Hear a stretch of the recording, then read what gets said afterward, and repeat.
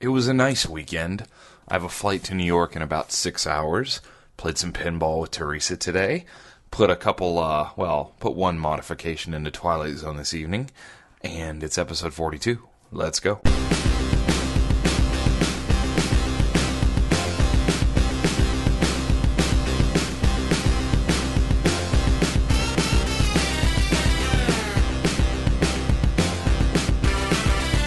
Welcome to Coast2Coast Pinball. My name is Nate Shivers. I'll be your host this evening. At least it's evening when I'm recording it. This, of course, is a podcast, a commentary, and I'm a man out of quarters. What's going on?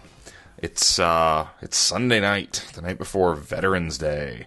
Sunday, November 10th, 2013. This is episode number 42 of Coast2Coast Pinball, the greatest podcast that emanates out of this condo in San Diego, California. I promise you, this is the best one. Top quality stuff coming at you from San Diego, California tonight. Like I said in the intro, flying to New York City tomorrow morning. I'm going to be doing a bunch of work projects, traveling around Long Island, New York City, upstate a little bit. Definitely going to play some pinball. I'm going to be on the lookout for games I've never played before. We're going to do some highlights and lowlights next week, I think, of some games that I've not played. I would love to get back down to Asbury Park and play at the Silver Ball Museum. Don't know if I can make that happen or not, but that's kind of on my radar. Today, Teresa and I, after we went to the gym, yes, we are folks that go to the gym on Sundays. I kind of hate myself for that on some level.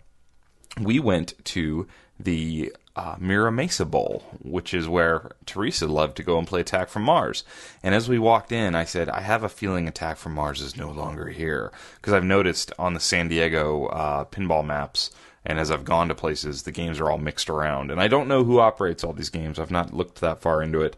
And but I assume that there's been a big shuffle because I've seen some things move. And some of the top A-list games that were out there to play are not where they used to be. So anyway, we went in, and no longer did we see a mix of Flintstones, Dirty Harry, and Attack from Mars, but instead we saw Shrek, 8-Ball Deluxe, and Lord of the Rings. So Teresa was very excited because she loves the Lord of the Rings movies. She's a big Tolkien fan, and she had only played the Lord of the Rings game one time, I think almost 2 years ago. So that was exciting, although there were people playing it when we got there, which is a good sign. So we played some Shrek first, and she had not played Shrek. And when I kind of pointed out to her that, hey, this was designed by the same guy that, designed Addams Family and Twilight Zone, she said, oh, yeah, I see that, because there are some similarities there. Mr. Pat Lawler had some signature design elements, definitely crossing all the way out to Shrek.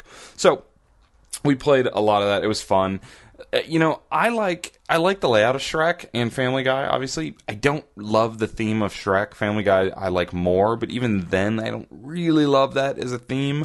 So it's almost like I wish when they had used the same layout at Stern for two different games, one of them had been a little more serious, because I think it's a cool layout with some neat shots and some interesting stuff going on there. Lord of the Rings is an interesting game, and we'll have to dive deep into it sometime. It will not be tonight. We have other things to handle here. But Lord of the Rings is a game that really was kind of the high watermark for Stern pinball for a long time to many people. I think that and the Simpsons Pinball Party sort of were like the two good Stern games from that era in some people's minds.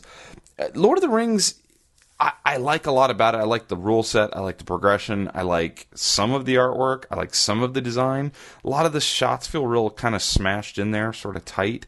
I need to spend more time on it. It's a game that's obviously been really popular, but I've not really spent more than maybe, 5 or 6 plays at a time on Lord of the Rings, so I can't even really speak to its depth and its long-term playability, but Teresa proclaimed about 5 minutes in, I want this game, so I'll have to keep my eyes peeled for a really good deal on Lord of the Rings. In other news of medieval-type themed games, I am a huge hypocrite and have gone backwards again on what I said. I sent a check in for the Medieval Madness remake. I did it. It was funny. When I first announced I was in, I got at least half a dozen little notes, emails, or Facebook messages saying, dude, that's awesome that you're in. I can't wait to hear you kind of document the journey to get this new Medieval Madness. Well, then when I got on here and did like a whole podcast about how I was having reservations and I didn't think it was worth it, and I didn't want to spend that much money, and I was mad they wouldn't take a credit card past the deposit part. They wouldn't let me, do a credit card for the balance. Just all these things kind of bothered me, and I wanted to see the game first, and I wanted to get a deal. So I went on a big soapbox about that. I got a ton of email from people who were like, yeah, go you. Forget that. Stand up. Don't buy that $8,000 Medieval Madness remake. Good for you. So I got all those emails. I'm like, all right, I feel like I made the right decision. Well, when I got the email from the person who I'd been talking about this game with, and he said, hey man, it's you, no problem. I'll take a credit card from you. I was like, geez, okay. I want Medieval Madness. So I almost feel like for the good of the podcast and the show, this is something I should do, right? I may lose my butt on this. If this game comes out and isn't built real well or doesn't play right or something, which I don't think's going to happen, but you never know. Maybe I take this one on the chin and I lose a couple grand if I ever go to flip it. But like I said before, I'm not buying this to sell it. I'm buying it to play it. So I'm on board. You're going to get to hear me patiently or not so patiently wait for my Medieval Madness remake. I'm very excited. I'm going to vacuum that area of the carpet for it every day until it gets here. That's not true. So, yeah. A ton of feedback came into my email, and I'm not going to read all of them because they all pretty much said the same thing about last episode 41. I discussed in the forum static segment the kind of big blow-up about Jersey Jack Pinball and the Wizard of Oz 75th anniversary LE. So I almost wish I hadn't recorded that episode so soon after kind of digesting that thread and reading through all this. I've read even more of the thread. I don't think I'm fully caught up because I believe that thread is up to like 17 or 18 pages now at the time I'm recording this, and I think I'm through about 14 pages. There's a lot of people chiming in on that thread that really do have the first-hand viewpoint where they bought the game, they helped support this man, Jersey Jack, build this company by sending him money for him to hold and use and run the company on for up to 3 years. And what they were getting for that was the first and the limited version of this game. So, and I know we talked about this again, but let me just give you my opinion, my finalized 2 days in opinion. I think it's a bad move on Jack's part. I think it's a really, really bad move. I think that his business is more heavy tilted towards the collector market than Stern is. Stern talks about how, the collector market is just one part of what they do, and operators are still a bigger, segment for them. Jack, I believe, and maybe this is just speculation based on the feel I get from reading and watching and observing, a lot of people are buying these Wizard of Oz games not to put on route, but to put in their homes. A lot of them, and especially those Emerald City limited editions. So to do this, I just don't think this is a good move. I think that, the only thing I can say, the only reason I would throw support behind this is if Jack's really struggling financially and he needs money and the Hobbit's bearing down on him and he needs to be able to, pay the bills to get that thing built, and this is the only move, sort of a Hail Mary, I'm going to sell a bunch of these ruby red versions of Wizard of Oz at a really high price. Because let's be real, he announced 1,500. I don't think he's going to sell 1,500. That not at this point. I think there's too many people who've already bought in that would have bought into that. And he's selling the same game with different appointments. So his, if this was 1,500 of a Hobbit LE, yeah, sure, I think that's possible. But 1,500 of the game he just sold 1,000 limiteds of, and then a bunch of pros as well. That's going to be tough, and it's $9,000. So I really do feel bad for the guys who sort of feel betrayed. I don't really feel bad for them monetarily wise though, because a lot of these people bought their Emerald Cities for $6,500 or $7,000 or whatever they paid. So it's not like, it goes back to what I said about this whole thing, and the people who are complaining about the Medieval Madness remake devaluing their old Medieval Madness. This is not a good place to put your money to try and earn a return. It's just not. If that's what you're in it for, you and I aren't really on the same page. I don't have a lot of sympathy for anybody who's looking at this as, you just devalued my Wizard of Oz game. That I don't care about. I mean, maybe that's harsh to say, but I don't care.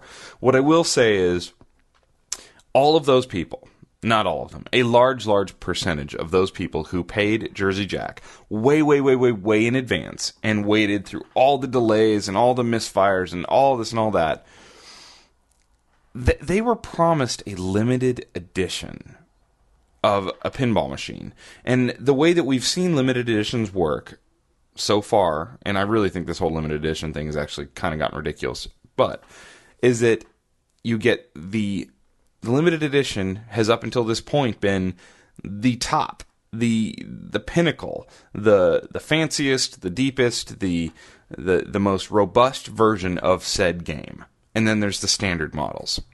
That's what we've always seen.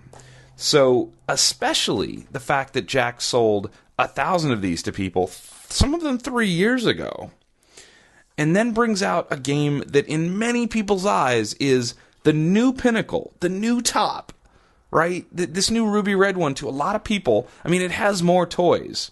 So, ask 100 pinball players if more toys equals more sought after. I think 99 of those people will say yes. Different art package, different rails, etc., etc. He just kind of like pulled the rug out from underneath a lot of those people. Just even in the sentimental part of it.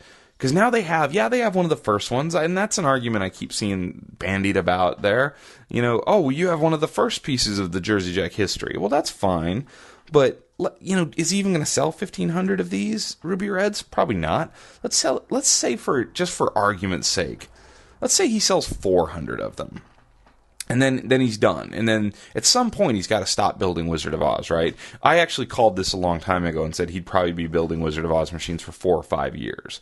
Because I think that he's still launching the company and a lot of people will still be interested in the Wizard of Oz as a theme. It's kind of one of the great parts about this theme is it's not going to wear off on anybody because it's the freaking Wizard of Oz and it's been around for 75 years and it'll probably be around for another 75 more years. And oh, by the way, they're making Wizard of Oz movies still. You know, Oz the Great and Powerful. So it's sort of I won't say timeless, but a very long-term theme. Well, so let's say he builds 400, and then eventually he stops, and there's no more Wizard of Oz built. So now we have a world where there's 1,000 Emerald Cities.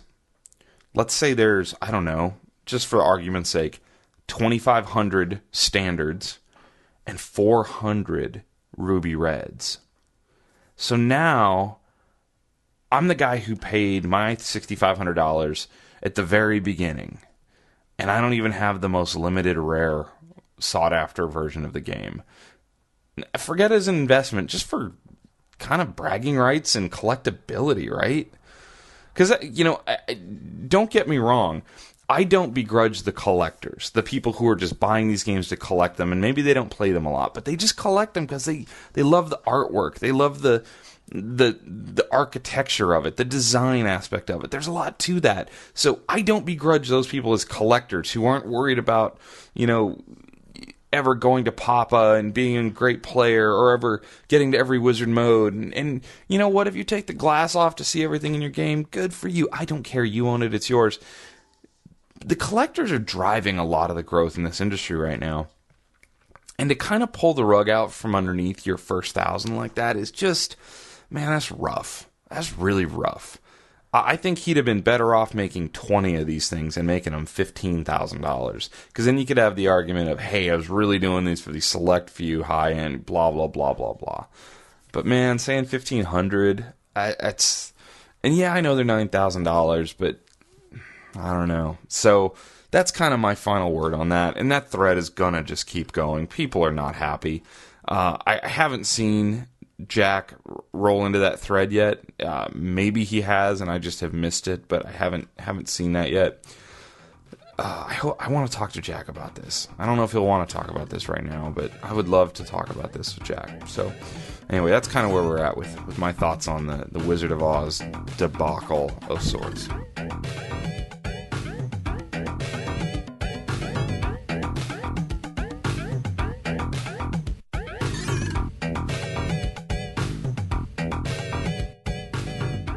And the year was...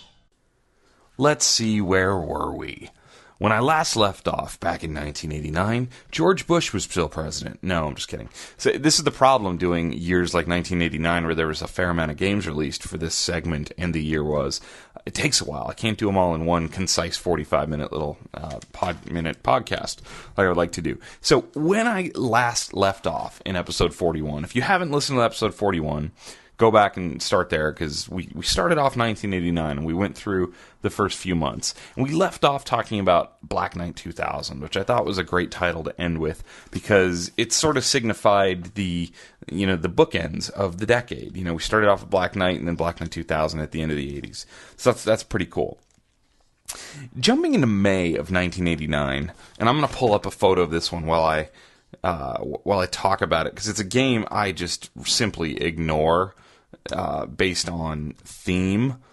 And I know you're scrambling to think what this must be. Tell you what it is. It's Playboy 35th Anniversary, Data East. I just am not a fan, other than the original Playboy table, because it just kind of has sort of a kitschy novelty vibe to it. But the rest of them, all the other Playboy machines, and there's been a couple others, and I just, this game is such a head scratcher to me, because there's just nothing really to jump out at you other than the obvious large breasts, I guess, that sort of jump out at you. I don't know. I want to make a bunch of jokes in poor taste, but I can't. So I'm looking at this play field, and there's a lady above the flippers with her one leg up, and she's wearing a little negligee and wearing a dumb hat, and there's a ton of insert lights, and let's zoom in on this guy a little bit. It's ranked number 257 on the Pinside Top 200, 300, whatever you want to call it. So that tells you a little bit right there. They made over 2,300 of them. Hugh Hefner greets you at the Playboy Mansion's pool with a bunch of 80s, bikini Playboy models on the back glass. So that's what you look at when you see the back glass. I'm pulling up the back glass now. And it's another one of these really bad photo back glasses where it's like they're photoed on, and in the back right there's a Playboy bunny head guy in a tuxedo outside in a tuxedo at a swimming pool, which makes zero sense, with a girl in a very skimpy bikini, skimpy 80s style high-waisted bikini, of course. Then there's like a little mini Playboy girl down by Hugh's left hand, like he owns like a little fairy Playboy girl or something. I don't know. The Playboy Mansion's way in the background. It's just not to me a very lasting package. What I think might be the coolest thing about the whole thing is the flyer for this, when they were pitching this, looks like a Playboy magazine. So on at least the front page, it looks like Playboy. That's 35th Anniversary Collector's Edition. And then page 2 of the flyer is like a picture of the playfield, both top and bottom. Get it? Top and bottom. So you see the top side of the playfield with the whole layout, and then the other side, it shows you the bottom of the playfield. So their pitch on this game to operators, because I think this game was kind of a flop and they knew it, was that Data East Pinball is the leader in lamp PCB technology. Our cable technology is so clean that it eliminates 70% of the wires from a standard game. And I gotta say, the underside of this Playboy table does look very clean, very nice, yes. So it kind of pitches all the technical side of it as a selling point, which is interesting. The artwork's pretty bad. I actually hate to even look who did this artwork. Oh, Kevin O'Connor did it. Kevin O'Connor did some good stuff for them back then, but the artwork's not good. I think that it's sort of awkward looking at some of the women on here. And then there's like the little area in the upper right where, the drop down, the rollover targets down into the pop bumpers are. It's supposed to be like the arcade. And, I don't know. It just doesn't do much for me. What are my other notes on this game? I know I didn't write much. It has really wide ramps, has boobs, has a mansion, photo shots. You're doing like photo shots. That's I guess what you're supposed to do on here. I couldn't find a rule sheet anywhere. There's a data sheet in here listed online. You can find on IPDB, and the data sheet on the game is like apparently like the I guess on the centerfolds in Playboy, and I gotta admit, I haven't seen a Playboy magazine in a long time. But the centerfolds, they fold out, and there's like an info sheet with like my favorite color is. If I was a tree, I would be whatever. That's what the pinball data sheet is written out like, the way they do the centerfold sheets. So this says name, Playboy 35th anniversary pinball, height 74 inches, width 30 inches, weight 250 pounds, heavy, birthday May 11, 1989, birthplace Data East Pinball Inc., ambitions to be a top earning pinball with really great legs. See, they're funny. Data East was funny. Turn-ons. Full cash boxes. Shiny... I can't read this. Shiny brass? Maybe. Monday Night Football. Turn-offs. People who tilt a lot and sweaty palms. Favorite movies. Tommy, Tilt, Tron, Joysticks. Favorite food and drink. Quarters, Playfield Change, Rubber Revitalizer, that's a thing. Games I would like to meet. Sly Spy, Bad Dogs, I'm sorry, this is so bad. Slapshot, RoboCop, Laser War. So they were giving a little shout out to some of the other games. I think that's the best part about the whole thing, is the cute little promotional materials. So sorry, Playboy 35th anniversary. If I had room to do it right now, you'd be on the D list for sure. Moving on a little bit. I'm actually going to skip Motor Show. Motor Show was released in June. It was released by an Italian company. There's very few little ratings. There are some photos. It had a weird cabinet design. Kind of looks cool. Go look it up though. It's not something that we ran into really in our life. I believe it had a screen in the back box though. So this precedes Wizard of Oz. It has a video screen in the back box. So anyway, look upon that one yourselves. Figure that one out, because I got to get to August of 1989. And another great theme, because like I said at the end of the last episode, man, 1989 had some awesome hit it out of the park themes. How about Bone Busters Inc.? Bone Busters Inc. This is a Premier Gottlieb release from August of 89. They only made around 2,000 of them. Currently, Bone Busters Inc. is rated number 188 on the Pinside Top 100, 200, 300. This is a Ghostbusters ripoff. Teresa and I were talking once about there having been no Ghostbusters themed pinball machine. Well, Data East, as a lot of you probably know, was on this run of not licensing games, just stealing the idea of the license and changing it a little bit and using it. And that's what Bone Busters Inc. was. See, they're Bone Busters. They're out to zap the skeleton ghost guys. On the promotional flyer, there's a guy with a backpack thing, like the Ghostbusters guy, with the circle with the line through it on his arm, shooting like a photon plasma gun at some skeletons. Ridiculous ripoff here. Now, however, when you look at Bone Busters, it actually doesn't have any Ghostbusters feel to it on the playfield. What you'll probably notice first is there's a lot of pink and green. Maybe the green was like a Slimer type ripoff. Maybe that's what's going on. But anyway, there's a one-eyed pirate skull-looking guy right in between the flippers in the middle of the playfield. So it's unique looking for sure. I've never seen the game in person. Like I said, there's not that many of them.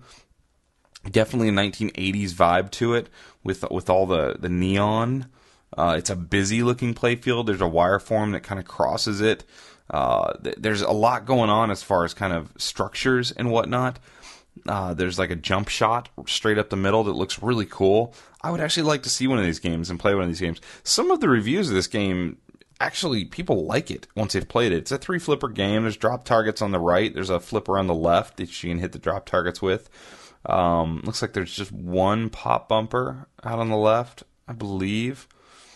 Interesting. What else can I say about this game? the topper. The topper is so freaking cool. So the topper is the one-eyed pirate skull guy up there, and his head moves around and actually, I think, talks at you. Yeah, it's a moving, talking skull. Very, very cool. It's a rare game with a unique layout. Obvious Ghostbusters ripoff. You see it in the back glass. They're like shooting the guy with the photon packs and everything. You go, Gottlieb. So there's Bonebusters Inc. for you. So also in August of 1989, we had a release from the Williams Company. And this game was a game originally meant to be a Batman license. And I heard an interview that Roger Sharp did on the Game Room Junkies podcast. And he was talking about that's one that he sort of like let go because he had locked in Batman, but then he wanted to be a part of a bunch of different, I think, advertising ideas and stuff with the movie, and they wouldn't let him do that, so they kind of dumped Batman. So this Batman-themed game became the August 89 release Police Force. And you'll see, when you look at a Police Force, there's a police car on the playfield that I believe moves front to back, sort of like captive ball type hitting thing, if I remember it correctly. And this is a Orsler, Mark Ritchie, Python Angelo sort of creation, and it definitely has that Python Angelo artwork to it. Lots of plastic ramps on this one. I think it's a game. There's been one for sale here locally that they're just asking a lot of money for. I think that people think this game should be worth a lot of money. It's actually not worth all that much. They built 4,700 of them, which is a fair amount for this time period. It's currently ranked number 208th on Pinside Top 100. So this game, if you look at it, the theme is sort of like,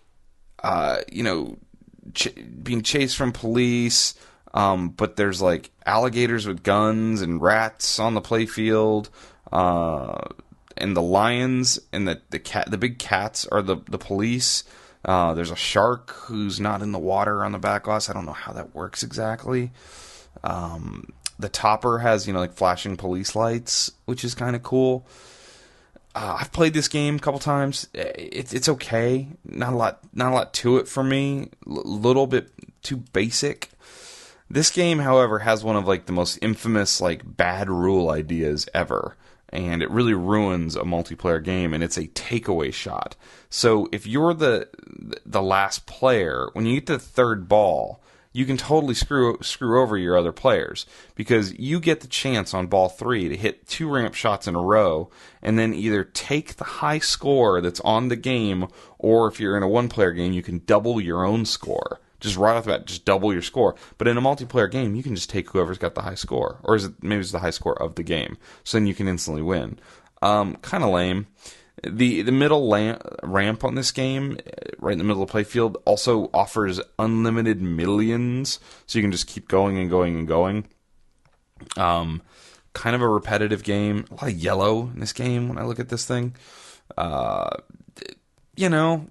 It's late 80s Williams game. It's not bad, but it's not as good as some of the other stuff that came out that year, unfortunately. It's one that I think probably the shift in the theme probably hurt this game a little bit. That's the vibe I've always had on this ever since I found out that it was originally intended to be Batman. So that's a little run on Police Force. September of 1989, we had Data East's Monday Night Football. So, pretty popular theme, right? Monday Night Football, huge show around the country. Big wide open playfield. Daddy's put this one out. They didn't sell a lot. Sold less than 1,500 units. 1,492 units is what they've reported on this one. It's ranked out of the top 200. It's like 217th on Pinside. The coolest thing on this is there's a ramp shot to shoot the ball through the goalposts, which is kind of neat. But other than that, it's a pretty shallow game. Obviously it's a football theme, and they integrated it as well as they could, I guess. But the skill shot's like a kickoff thing where you're trying to hit it into the different yard lines. I remember when I see this thing, the playfield's so dull because they left it open with like the football yard marker, football field. Green and yellow and blue, it just sort of looks childish to me. Definitely not a fantastic effort here for Monday Night Football. I'm trying to think if there's anything else to even go on about that. Not really. It's really sort of an afterthought to me, especially when you look at the game that came out next in 1989 in October. Elvira and the Party Monsters. So this game might win Game of the Year 1989. I think it kind of goes down between Earthshaker, Elvira and the Party Monsters, maybe Black Knight 2000. I'm looking ahead at the rest of the year, and I kind of think that this might be the Game of the Year. So Elvira and the Party Monsters. They only made about 4,000 of them, but this is a top 50 game. This game ranks number 48 in the top 100 on Pinside.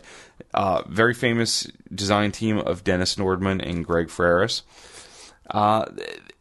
This game has a pretty interesting story. As you know, Dennis Nordman famously got in a really bad motorcycle wreck during the design of this game. And to get it finished, they sort of brought on the team, the rest of the guys from Williams, including, Steve Ritchie, to help finish this thing off. It's a really, really cool integration of a neat outside-of-the-box theme. This is what is referred to sometimes as like a soft license. So like if you license the Batman movie, you've got to tie your pinball machine into the Batman movie. But if you do a license with Elvira, you can really write your own story with Elvira, likely, because she's more of a... It's kind of like Twilight Zone. When they licensed Twilight Zone, they didn't have to follow one episode of Twilight Zone. They sort of just made a great game and used the theme as best they could. Elvira and the Party Monsters is sort of that, too. They tell the story of the Party Monsters. And it's really a great game from an interesting time period. The jumper bumpers was something that Dennis Nordman brought to pinball with this game. They were, pop bumpers that actually the top parts jumped up, and he's talked about how that was kind of a tough sell at Williams to get that. The Skull Cave has flashing green lights, and I know that reading Pinball Magazine last month, Dennis Norman talks about originally he wanted red lights in the eyes of the Skull Cave toy on the left orbit shot, and they said no, it looks like the devil. You can't do that. Sell that in the South. So he says you have to go back and replace those green with red to get it back to where he wanted. The back glass was a bit of controversy because this is Elvira we're talking about, and Elvira is famous for her very large breasts and lots of cleavage on this back glass. So they actually gave you in your goodie pack when you bought this game a little like stick-on thing that you could put on the back glass. It was like a little decal, like a frilly middle piece to go between her breasts to cover them up a little bit, which was kind of fun. Fun little piece of trivia. I've never seen one of those on any of these games. I think people kind of just got over it. Teresa is in the room and just scared me absolutely to death. Did you show up right when I started talking about the large-breasted Elvira? I did. Does that bother you? No, not at all. Does it bother you that I find her incredibly attractive? Yes, it makes me want to murder her. She's older now. Don't worry. Say hi to the podcast. Hi, podcast. All right, say bye to the podcast. Hi, podcast. Bye. So the jumper bumpers are cool. I'm trying to see. They had a family setting on this game, so you could tame down some of the innuendo that she kind of threw out there. That was definitely a big thing on this game. Obviously, Dennis loved working with Elvira because they came out with Scared Stiff a couple years later. They went back to the Elvira well and did it again. But this is a fun game to play. A lot of great humor. It's one of those themes where it's just done right with the right amount of kind of cool artwork, fun humor, interesting toys. I love the horror stuff. I know a lot of people in my age range, my age bracket, in our 30s, are kind of into the horror games, and the prices seem to drive up on all of those from the 80s and 90s. So that's a little bit on Elvira and the Party Monsters. I had just paused everything after that so I could go tuck Teresa in. There was no getting in bed with Teresa segment planned for tonight. Sorry, everyone. She did scare me to death just as I looked up, and she's standing in the room that I record in. Of course she finds me when it's like Elvira and her big breasts, and hi, Teresa. It's shocking, right? It's like a sixth sense these women have. These women being the one I live with. Where were we before I had my heart drop through my chest cavity? I probably didn't do Elvira and the Party Monsters justice. I will say this, that Dennis Nordman had come to Williams and during the Bally purchase and everything, and they won at the big kind of trade show that they do. They I don't know if they still do it. I'm assuming they still do it. Well, anyway, at the big sort of gaming coin op type of thing trade show in 1989, Williams actually won Best New Equipment for Elvira and the Party Monsters. So I think that kind of speaks to how well done that game was. So moving on in our race here towards the end of 1989, we move into November of 1989, and Williams released a game called Bad Cats. Bad Cats. I just think it's absolutely hilarious, some of the themes that we ended up with in pinball at this time period. So 2,500 Bad Cats were produced. It's currently ranked in number 126 in the top 100, 200. This is another Barry Orsler, Python Angelo design. Obviously, I think if you just looked at the game, you would probably come to that conclusion on your own. This game is interesting in that they kind of tried to do a throwback to some old EM type things with a moving back glass. There's actually like a scene playing out on the back glass of Bad Cats with a woman trying to hit the bad cat with the broom, which is animal cruelty, and I'm not for that. But there's cats all over the place, and she's just really going nuts, clearly. She's wearing great heels, by the way. Like, check that out. So, Bad Cats. I've played Bad Cats a few times. I think it has some cool shots. I think it plays okay. The theme and I just don't really connect. I don't know.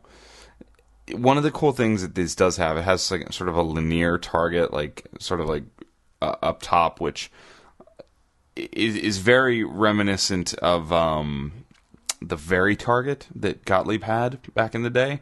So this game doesn't have a multi-ball on it, which I don't even know how you do a game in 1989 and not have multi-ball on it. People who know this game better than I have proclaimed it to have very unbalanced scoring. So it's a game that you're not ever gonna see in a big tournament. I think that games like this is sort of why Gary Stern gets into his we got to do licensed themes sort of talk, because this is really out there on the fringes and on the edge to me. Bad Cats. And I know we had Brendan Bailey on the podcast, and he really likes this. This is like one of his favorite memories of pinball. And that's cool. That's cool. And he did, but I'll actually say this. His game, his virtual pinball game, Junkyard Cats, is way cooler than this. At least it has an edge. This game doesn't really have an edge. It doesn't really compel me. I'm not sure who was going to be compelled by this. I'm at a little bit of a loss for this, and I knew this one was coming from this year. I played this game not long ago in New Hampshire, and I played it like 3 times, and at the end I was just like, what am I doing? I don't get this. I don't understand Bad Cats. Does anybody that listens to this show own a Bad Cats? Please tell me. How did you get to a Bad Cats? Why did you buy Bad Cats? Yeah. Moving on, because it is time to move on. November, also, RoboCop. Data East licensed the hit movie RoboCop. When I was a kid, RoboCop was something I really wanted to watch. And my parents, I think it was rated R, and my parents did not want to let me watch RoboCop. And I finally did, and I even remember back then, at that age, thinking, this movie's terrible. But, it's a big robot cop, which is cool. This was the first game that had the new Data East flipper design. They released a new style flipper. At this point, there's definitely some technological changes happening in pinball right around this time. I know on the print media for the RoboCop game, there's a picture of a younger Gary Stern than we all know and love, in glasses, a tie, and suspenders, holding the new flipper parts. It's, a coil and the whole bat and everything. It says a new solid-state electronic flipper, so revolutionary that I will guarantee no flipper coil burnout for 1 year, or I will place it free. Interesting. Then you had to see your distributor for details if you really wanted to, cash in on that. So, looking at RoboCop, I would say it is not. I hate to pick on Kevin O'Connor, who designed a lot of the Data East stuff, but this was clearly sort of a rush job, maybe. It's almost like he drew some shapes, filled them in with what was going on. RoboCop's in the middle, which is kind of cool. That's nice. It just has a really dated look to it. Lots of grays around the bottom, and trying to go for the RoboCop thing. And RoboCop in the movie is like shiny and steel, but on the game he's like gray and blue, which isn't exactly, I don't know, it's not exactly what he looked like. I've never played RoboCop. I don't have a lot else to tell you. I got to be honest. There's a jump ramp in the back where the ball actually jumps across, from ramp over a piece of space to another ramp. That's kind of cool. I like that. I don't know. I'm sorry. This is not great podcasting here. People say it's a fast game. I don't know. There's only 1,500 of them. Never played one. So maybe someday I'll run into RoboCop and I'll do a whole episode to make up for this nonsense on RoboCop. I just want to get to the next game, because the next game is a game that I love. I think it's awesome. Also a rare game, and not a Williams game. You might be thinking, oh, what's the next Williams game? He loves it. No, it's a Gottlieb game. And it's called Lights, Camera, Action. Again, weird freaking themes in 1989.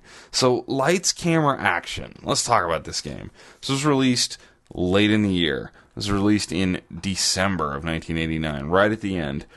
There's not enough ratings for this game to be rated on the Pinside Top 100. They only built 1,700 or so of these. It's pretty amazing what they did here. So, another moving back glass. There's a whole little scene that plays out on the back glass. Lights, Camera, Action, if you hadn't figured out yet, the theme is you're on a movie set. You're like directing a movie. And you actually can play the gunfight scene of your movie out on the back glass. They called it a player interactive animated light box. And this game is full of stuff. There's a lot going on in this game. When I was taking notes on it, I was sort of falling in love all over again. And I have played one of these. There's a giant LED screen in the middle of the playfield that does countdowns and whatnot. It's a very blue game. I actually love the artwork on this one. This is a Gottlieb game that actually has 80s style art that, for whatever reason, like, I like the ladies on this better than the ladies on Playboy, if that makes any sense. But anyway, the theme integration is neat. You're trying to, film your movie, hit your scenes. There's multi-ball. There's some cool ramps. I don't like the red pop bumpers. I've never thought those looked very good. But there's a ton going on here. I can't read my own notes. Sorry. This is a game that I would say, I can describe a lot of games and tell you about all the features and what's going on. You really gotta play this. It was another automatic skill leveling game. It had a part of the playfield rotates. It's just sort of a neat, quirky theme.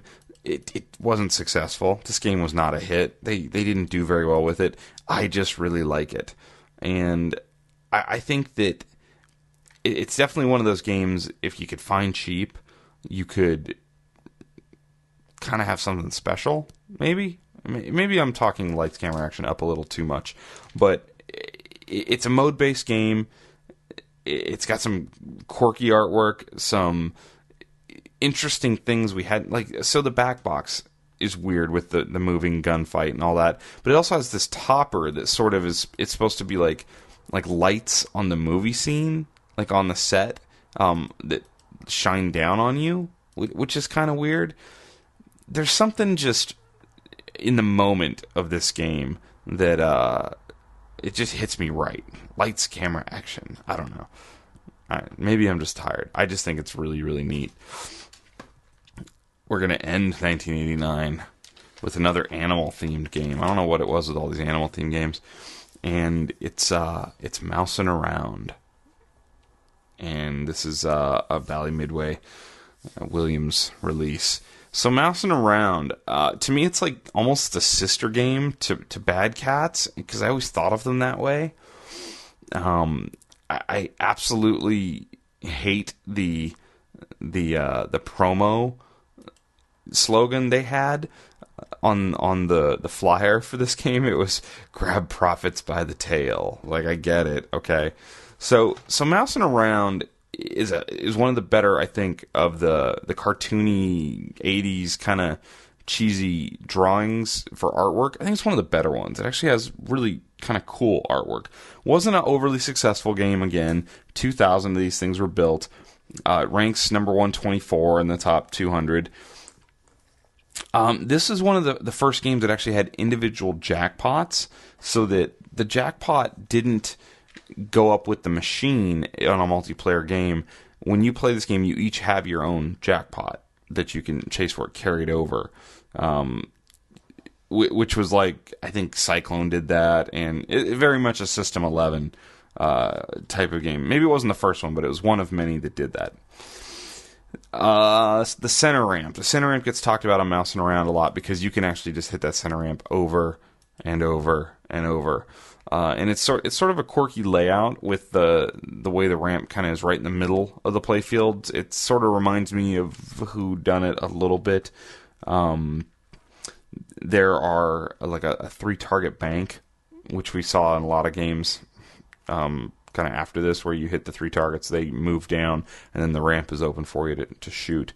So that's kind of the main shot there. This is a theme about a guy trying to kill the mice, trying to get the mice, and you're trying to not get caught in the mousetrap. So again, I get lost with the themes of this year. This year just had some really weird themes. It's like they were bored. Maybe they were bored. Maybe Ward Pemberton was bored. Is that possible? So anyway, Mousing Around, this definitely goes into that category of games where when people ask me what's a good first game, Mousing Around's a good first game. Pre-DMD, obviously, but would be a good one to get, because I think it looks good. It's definitely a family-friendly theme, if not a kind of weird, odd theme. Has a cool ball habit trail on the right where it kind of does the back and forth. A lot of plastic ramps to it. You don't want to break these ramps. Tough to replace. But yeah, I don't know what. So what happened in this era? Was it bad themes that were starting to drive the decrease of popularity in pinball, or was it the decrease in popularity of pinball led to people try all these other crazy themes? Things got turned around really quickly after 1989 with the DMD era, and Funhouse was just around the corner. There was a lot of things getting ready to happen, and we were about to hit the golden age again of pinball. But man, 1989 is an interesting year when you look at this big remake of Black Knight 2000, all these weird, quirky, bizarre themes, a lot of games that just don't hold up the test of time, and then you have a few that just do. You have Elvira and the Party Monsters that what a fantastic game. You have Earthshaker. Earthshaker's a great game, and then you have some rare stuff like Transporter and Atlantis. I mean, just some really interesting stuff. So there's our little trip through 1989. I hope you enjoyed that, and I hope you have much fun playing all of those games out there.